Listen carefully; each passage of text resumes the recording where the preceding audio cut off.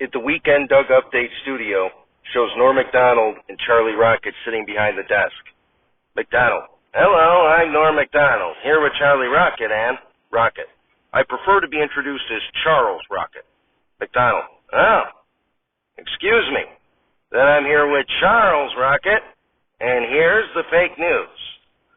Claudine Gay resigned as the president of Harvard recently.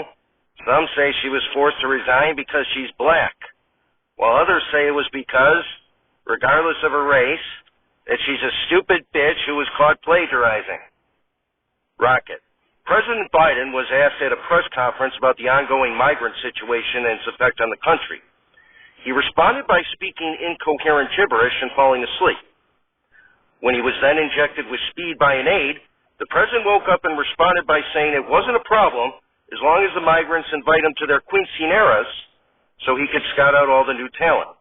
Macdonald: Quarterback Aaron Rodgers drew the ire of Jimmy Kimmel recently by suggesting that Kimmel was on Epstein's client list. To discuss this issue, please welcome tonight's host, Jeffrey Epstein. Epstein comes out and sits next to Macdonald at the desk. Tepid applause. Macdonald: Mr. Epstein, what do you have to say about Aaron Rodgers' claims on Jimmy Kimmel being on your client list? Epstein: Jimmy Kimmel is not on my list. I have never really had any contact with him, nor have I ever watched his show. I've always been more of a Stephen Colbert guy myself. I watch his show all the time, and Stephen was all over my island. Macdonald: Thank you, Mr. Epstein. Tepid applause as Epstein leaves. Rocket: Famed scientist Stephen Hawking was reported to be on Epstein's client list, although he was just trying to study the effects of gravity on his raging hard-on.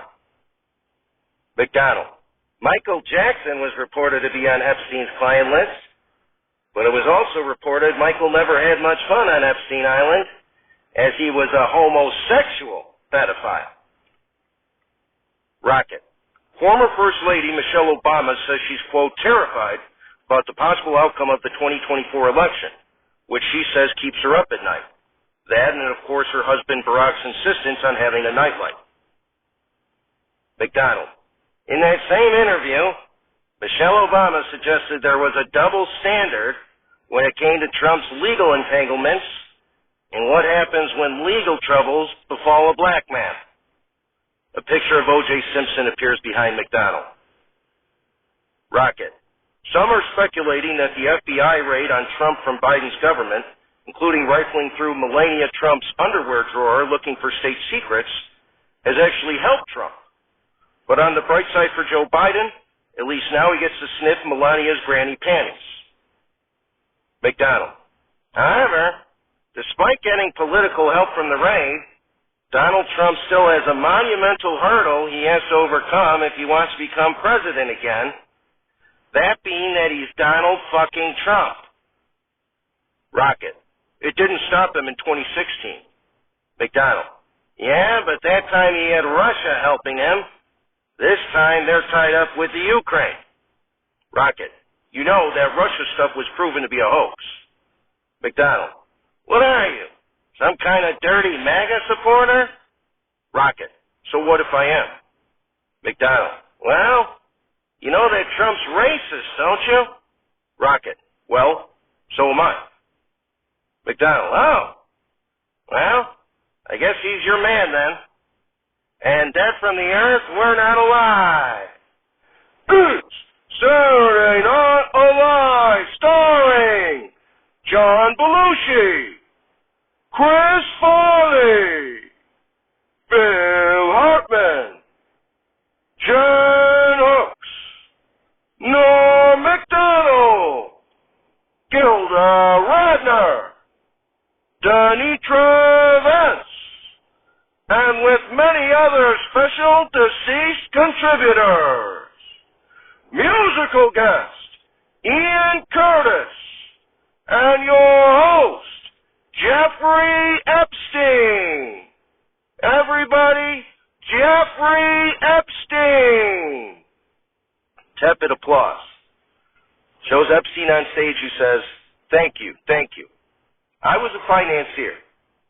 Born and raised in New York City, I began my professional life by teaching at the Dalton School despite lacking a college degree. I later entered the banking and finance sector, working at Bear Stearns in various roles before starting my own firm. Tepid applause. Shows Jan Hooks raising her hand in the audience. Epstein. Looks like we have a question from the audience. Yes, ma'am? Hooks. Isn't it true that you started a prostitution ring that procured many women and children that you and your associates sexually abused? Epstein. Well, Joe King comes out on stage and says, "Don't answer that, Jeff. To further show that I am unapologetically pro-Semitic, I'm going to be your attorney free of charge." Epstein. "I don't need an attorney. I'm dead." King. "Nonsense. We need to protect your reputation. You were never found guilty of any crime." Epstein. "Actually did plead guilty to charges in Florida in 2008. King. "Okay, well, regardless, you never pled guilty to your 2019 case, and you never will, so let's keep it that way." Epstein. "But I want to come clean. I have nothing to fear now." King. "No, I wouldn't advise that you come clean, Jeff. Folks, Mr. Epstein is completely innocent of any wrongdoing regarding his 2019 criminal case. He has not, since 2008 anyway, engaged in any prostitution with any woman or child, nor has he procured any woman or child for prostitution since 2008. This man here is a philanthropist and just an all-around swell guy." Epstein. "Can I at least talk about the circumstances surrounding my death?" King nods towards backstage and says, No. See, Jeff, if I let you say that you didn't commit suicide and so had you killed, well, no skin off your back since you're already dead. But I'm still alive and I'd have to bear the brunt of that accusation." Epstein. "Listen, you're not my lawyer. I never hired you. You asked me to host this show, and you said I could say whatever I want." Epstein turns to the audience and says, "Folks, I have a lot of regrets in my life, but I didn't kill myself. While in federal custody, I was killed by..." John Belushi comes out on stage and starts strangling Epstein until he's unconscious. King. "Thank you, John."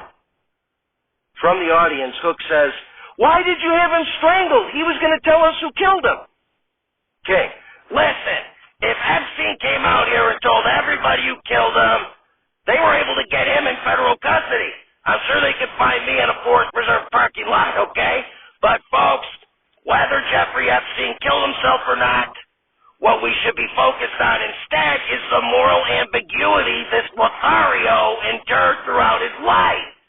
And at the end of the day, this was just a man who liked getting massages and being around young women, okay? And he did not procure any prostitution after 2008, okay?